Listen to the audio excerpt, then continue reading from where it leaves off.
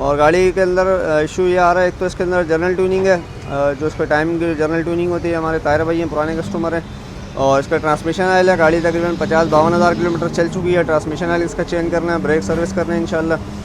गाड़ी उन्होंने रखी होती है, लाख प्लस चला लेते हैं, 70-80 हज़ार चला लेते हैं, तो उसका ट्रांसमिशन ख़राब होने के जो चांसेस ज़्यादातर जो होते हैं, जो बेसिक वजह ये होती है उसकी ट्रांसमिशन ऑयल की। अगर आपके पास कोई ग्रैंडी है या कोई भी ऑटोमेटिक ट्रांसमिशन वाली गाड़ी है तो ये वीडियो आपके लिए बेस्ट रहेगी। उसकी वजह ये, एक तो इसमें जनरल ट्यूनिंग में क्या क्या चीज़ें खुलती हैं वो भी इंशाल्लाह आपको बताएंगे, दिखाएंगे। और उसके बाद इसके आपके फ्यूल इंजेक्टर में आपको दिखा दूँ, फ्यूल इंजेक्टर की कंडीशन चेक कर सकते हैं। और कार्बन काफ़ी ज़्यादा है इनमें। और बाकी इंशाल्लाह अल्ट्रासोनिंग करेंगे तो क्लीन हो जाएंगे। बाकी टेस्टिंग वगैरह भी इसी करेंगे। फ़र्स्ट टाइम गाड़ी की ट्यूनिंग खुली है और फर्स्ट टाइम के अंदर कंडीशन देखें क्या हुई है। नॉर्मल ट्यूनिंग कम अज़ कम करा लिया करें। इसका इंटेक मैनिफोल्ड के अंदर कीचड़ इसका काफ़ी ज़्यादा है, चेक कर सकते हैं, कीचड़ भरा हुआ है। और ज़ाहिर है जो इंटेक मैनिफोल्ड में कीचड़ है, यही कीचड़ जाके इंजन में जाता है और इंजन के लिए नुकसानदेह है काफ़ी ज़्यादा। और ब्रेक पैड की कंडीशन आप चेक कर सकते हैं, बिल्कुल एंड हुए हैं, ख़त्म हो गए। मतलब ब्रेक पैड की कंडीशन अब ये हो गई थी कि अभी ये डिस्क को हल्का फुल्का इन्होंने करा है ख़राब, लेकिन ये नॉर्मल पॉलिश कराएंगे इंशाल्लाह सेट हो जाएगी। नहीं तो ये है कि थोड़ा और चलता है, ये डिस्क के ऊपर खड्डे पड़ जाते, फिर ये डिस्क हमें चेंज करानी पड़ जाती। गहरे खड्डे जब होते हैं तो वो फेस से भी जाते नहीं है। तो ये इसकी कंडीशन चेक कर सकते हैं, ये 20% है।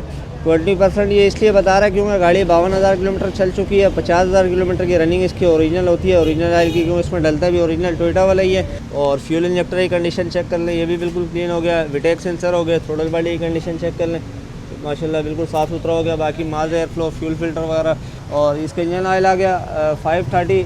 और गाड़ी के वाले ने ये कहा था इनसे कि ऑयल इसमें थोड़ा पतला मंगा लेते हैं, लेकिन इन्होंने ये मंगा लिया। खैर फर्स्ट टाइम यही डाल लेते हैं अभी फ़िलहाल।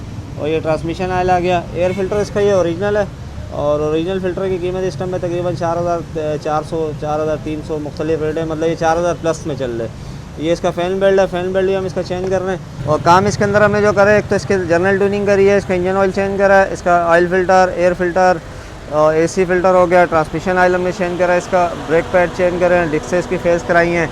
और ये सारे काम तकरीबन इसके फाइनल है। और फ्रंट बेल्ट वगैरह चेंज करा है। ट्यूनिंग के अंदर जो सारी चीज़ें हमने करी हैं आपको दिखाया भी है। गाड़ी अभी आप चेक कर सकते हैं, गाड़ी स्टार्ट है और गाड़ी जेक पे है। अस्सलाम वालेकुम वरहमतुल्लाहि वबरकातुहू। स्वेल ऑटोज़ एक नए प्रोजेक्ट के साथ टोयोटा करोला लेकर आए हैं। 2020-22 मॉडल है, 1.8 ग्रैंडी।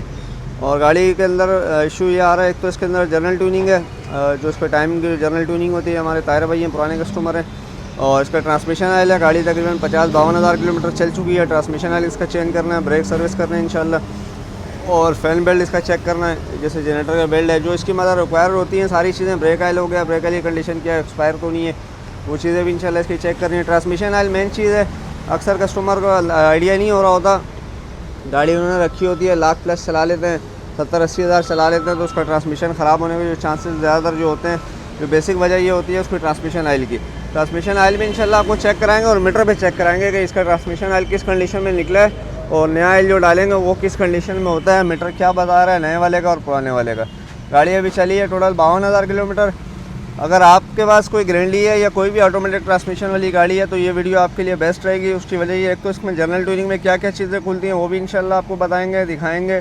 और ट्रांसमिशन ऑयल कैसे चेंज होता है, क्या क्या चीज़ें उसमें खुलती हैं, फ़िल्टर वॉश होता है किस तरीके से, ट्रांसमिशन ऑयल चेंज करने के बाद गाड़ी को रनिंग कैसे देनी होती है, रनिंग के बाद फिर उसको ऑन रोड कैसे करना होता है। अमूमन ये होता है गाड़ी सबसे पहले तो लो ट्रांसमिशन ऑयल खोल देते हैं गर्म गाड़ी के अंदर, CVT ट्रांसमिशन के अंदर, सिविक होगी, ग्रैंडी होगी, CVT गाड़ियाँ जितनी भी हैं, तो उसमें ये होता है अक्सर बाद में शिकायत आ जाती है कि ऑयल से पहले गाड़ी स्मूथ थी, बाद में गाड़ी के अंदर गियर का झटका आ गया। तो उसमें जो बेसिक मिस्टेक करते हैं जो हम काम करने वाले होते हैं कि गाड़ी को हम ठंडा करके ऑयल इसका नहीं खोल रहे होते हैं, जिसकी वजह से गियर के अंदर जो है वो बाद में झटका आ जाते हैं। आप गाड़ी जब भी ट्रांसमिशन ऑयल खोलें कम से कम 2 से ढाई घंटे गाड़ी को खड़ा करें, टेम्परेचर उसका 0 आए, उसके बाद आप ट्रांसमिशन ऑयल इसका खोलें। बाकी ट्रांसमिशन ऑयल का मीटर पर भी आपको चेक कराएंगे इंशाल्लाह, क्या कंडीशन निकल रही है और चेंज करने का तरीका भी बताएंगे। चेंज करने के बाद इस गाड़ी को रनिंग कैसे देनी है इंशाल्लाह वो सारी चीज़ें आपको वीडियो के अंदर सारी चीज़ें बताएंगे। अच्छा जी, अल्हम्दुलिल्लाह ग्रैंडी का सामान वगैरह मैं सारा खोल दिया ट्यूनिंग का, और ट्यूनिंग इसकी फर्स्ट टाइम ही खुली है। सबसे पहले माज एयर फ्लो चेक कर ले और उसके बाद इसके आपके फ्यूल इंजेक्टर में आपको दिखा दूँ, फ्यूल इंजेक्टर की कंडीशन चेक कर सकते हैं। और कार्बन काफ़ी ज़्यादा है इनमें। और बाकी इंशाल्लाह अल्ट्रासोनिंग करेंगे तो क्लीन हो जाएंगे। बाकी टेस्टिंग वगैरह भी इसी करेंगे। और प्लग की कंडीशन ये है, वैसे तो सही बता रहे हैं, पॉइंट वगैरह इनके सेट है, लेकिन साफ़ करके इनका स्पार्क चेक कर लेंगे। अगर स्पार्क इनका ओके होगा, प्रॉपर होगा तो ठीक है, नहीं तो प्लग इसके अंदर नए डाल लेंगे। अच्छा, इसकी थ्रोटल वाली कंडीशन चेक करें, फर्स्ट टाइम गाड़ी की ट्यूनिंग खुली है और फर्स्ट टाइम के अंदर कंडीशन देखे क्या हुई है। नॉर्मल ट्यूनिंग कम अज़ कम करा लिया करें। इसका इंटेक मैनिफुल के अंदर कीचड़ इसका काफ़ी ज़्यादा है, चेक कर सकते हैं कीचड़ भरा हुआ है। और ज़ाहिर है जो इंटेक मैनिफुल में कीचड़ है यही कीचड़ जाके इंजन में जाता है और इंजन के लिए नुकसानदेह है काफ़ी ज़्यादा। जो इंजन वक्त से पहले ख़राब होते हैं, जो बेसिक वजह यही होती है इंटेक मैनिफुल के अंदर जो कार्बन होता है इसका। फ्यूल पम्प अभी खोला है, फ्यूल पम्प के अंदर बाहर से तो आपको बड़ा साफ़ लग रहा होगा, लेकिन इसके फ्यूल फिल्टर के अंदर भी कार्बन लाजमी होगा। एयर फिल्टर की कंडीशन से अंदाज़ा लगा लेंगे गाड़ी की मेंटेनेंस कैसी है। मेंटेनेंस इतनी मज़ेदार नहीं है, मेंटेनेंस अगर प्रॉपर रखेंगे तो आपकी गाड़ी की जो है केयर अच्छी होगी। अच्छा जी, अल्हम्दुलिल्लाह गारंटी की फिटिंग वगैरह हमने सारी खोल दी है और साथ साथ में सिस्टम क्लीन हो रहा है इसका।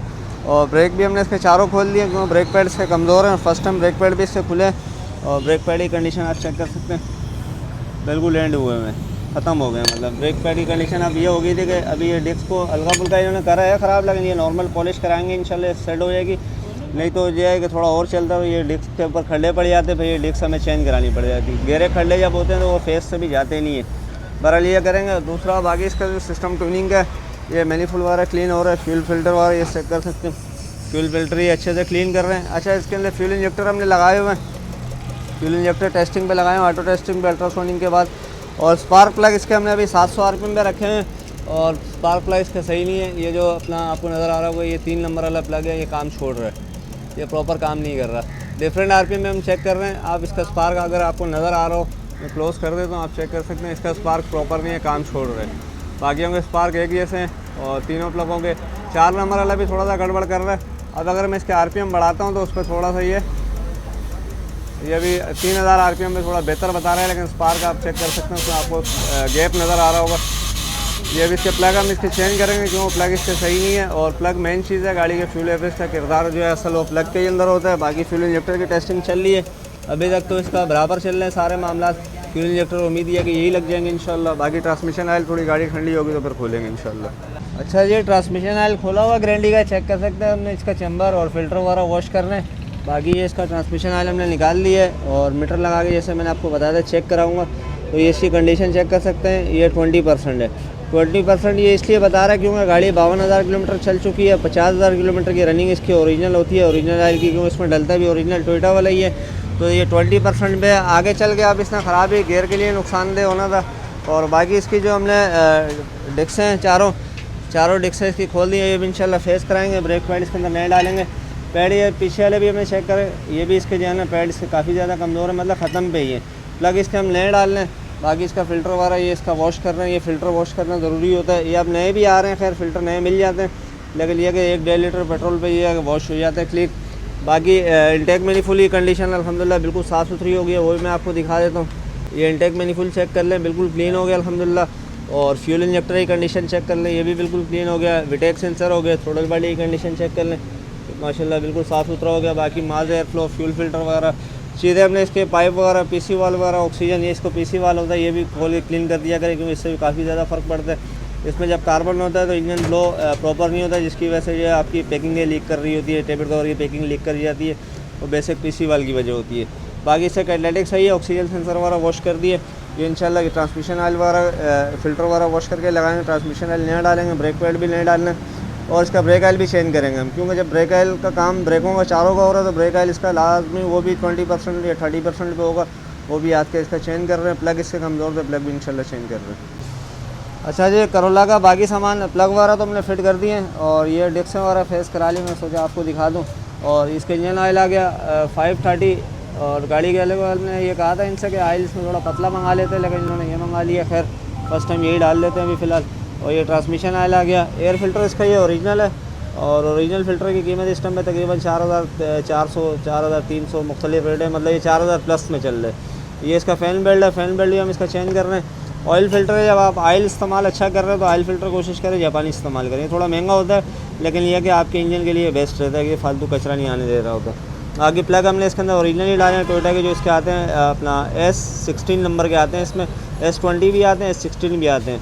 बाकी एसी का फ़िल्टर हो गया। ब्रेक ऑयल भी इसका चेंज कर रहे हैं क्योंकि ऑयल 50,000 गाड़ी चल गई है और ब्रेक पैड वाला ख़त्म है। ऑयल थोड़ा कम भी बता रहा था, इसकी वजह से जो है ना ऑयल का जब हमने ग्रेड चेक किया तो ऑयल का ग्रेड भी नीचे आया हुआ था। तो ऑयल ब्रेक ऑयल भी हम चेंज कर रहे हैं। ट्रांसमिशन ऑयल हो गया, इंजन ऑयल हो गया, ये पीछे के ब्रेक पैड आ गए, फ्रंट ब्रेक पैड आ गए। बाकी इसकी जो फिटिंग वगैरह है वो तकरीबन हो गई है। प्लग वगैरह हमने लगा दिए, फ्यूल इंजेक्टर, मैनिफुल वगैरह सारी चीज़ें फिट हो गई इंशाल्लाह। और इंजन से बस ये ब्रेक ऑयल चेंज करना है और ब्रेकों का काम इंशाल्लाह फिटिंग करनी है और फैन बेल्ट वगैरह इसका इंशाल्लाह भी चेंज करना है।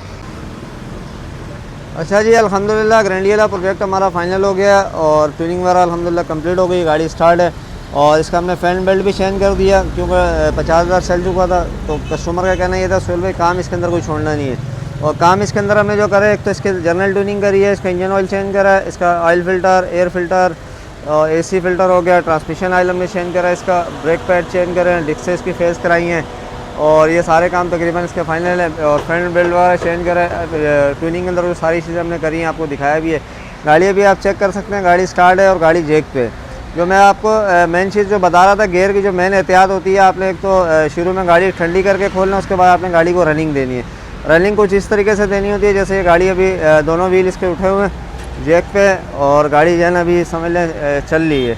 और ये तकरीबन हमने ऐसे ही चलानी होती है 20 से 25 किलोमीटर तकरीबन, या आधा घंटा तकरीबन। आप अगर टाइम के हिसाब से नोट करें, आधे से पौना घंटा हम गाड़ी को ऐसे ही छोड़ देते हैं ड्राइव में डाल के। फिर बीच बीच में उसको RPM कम ज़्यादा करने के बाद गाड़ी प्रॉपर जब तक प्रॉपर नहीं होती हम गाड़ी को नहीं छोड़ते, अपना नीचे इसको रिलीज़ नहीं करते। उसकी वजह ये होती है कि गियर ऑयल चेंज करने के बाद जब आप इसके स्कैनर से कैलिब्रेशन करते हैं, कैलिब्रेशन करने के बाद जब आप ये ड्राइव करेंगे इसके बगैर लोड के, तो ऑयल की जो सर्कुलेशन होती है, जो एयर लॉक होती है इसके अंदर, CVT गियर जो असल मार करते हैं वो इसके अंदर जो एयर लॉक हो जाती है, उसकी वजह से हम जब गाड़ी ड्राइव पे रोड पे ले आते हैं, इसकी एयर प्रॉपर नहीं निकलती, तो उसमें ये होता है कि गियर को हमारे नुकसान होता है। जब ऑयल उसको पूरा पहुँचता नहीं है चेन को, तो चेन स्लिप कर रही होती है। जो बेसिक वजह, जो CVT का गियर ख़राब होने की जो बेसिक वजह होती है वो ये होती है। जब आप गाड़ी को खड़ी गाड़ी के अंदर आप उसको लो RPM में चलाएंगे, जब वो गियर प्रॉपर चलता रहेगा, उसके एयर निकलेगी, तो इंशाल्लाह ये ऑन रोड पे भी गियर जो है आपका इंशाल्लाह ख़राब नहीं होगा। CVT गियर ख़राब होने की बेसिक 2 वजह हैं। ऑयल देर से चेंज करना, ऑयल चेंज करने के बाद ऑयल जब अक्सर लोग चेंज कर रहे होते हैं गर्म गाड़ी में ऑयल खोल देते हैं। तीसरी बात ये गियर की कैलिब्रेशन और रनिंग नहीं मार रहे होते। ये चीज़ें मेन होती हैं, ये करना ज़रूरी होती है। ये अगर आप करवाएंगे किसी अच्छे मैकेनिक से चेंज करवाएंगे ऑयल, अगर अक्सर होता है मैकेनिक को भी नहीं पता होता, वो नॉर्मल गियर समझ के, ATF गियर समझ के खोल लेते हैं। तो बेहतर यह है कि अगर आप ये वीडियो देख रहे हैं, कस्टमर हज़रात हैं, आपके पास गारंटी है, CVT गाड़ी कोई भी है, तो ये आप कभी भी गियर ऑयल चेंज कराएँ तो इस एहतियात के साथ जाएँ, इस टाइम के साथ जाएँ कि मैं आया कि वर्कशॉप पे जब मेरी गाड़ी जाए कम से कम 2 से ढाई घंटे गाड़ी खड़ी रहे, खड़ी रहने के बाद जो है ना फिर मैं इसका ट्रांसमिशन ऑयल जो है वो ड्रेन करवाएँ। बाकी अल्हम्दुलिल्लाह रीडिंग वगैरह हर चीज़ की प्रॉपर आ रही है और गाड़ी तकरीबन फ़ैन भी ऑटो फैन इसका 1-2 दफ़ा चला है, प्रॉपर है। और गाड़ी के ऊपर कॉस्ट तकरीबन इसकी ट्यूनिंग जैसे पूरा पर सामान वगैरह सारा सामान जो डला है इस गाड़ी के अंदर तकरीबन 65 से 70 हज़ार रुपये लग चुके हैं, जिसमें 52 से 53 हज़ार रुपये खाली सामान आया है। तो वो सामान अगर आप जेन्युइन डालते हैं, ये ब्रेक पैड इसमें हमने ओरिजिनल नहीं डाले, जापानी डाले। ओरिजिनल की कॉस्ट बहुत ऊपर चली जाती है। ओरिजिनल इसका तकरीबन खाली वन साइड अगर फ्रंट के ब्रेक पैड लेते हैं 28 से 30 हज़ार रुपये तक के जो कंपनी देती है जेन्युइन।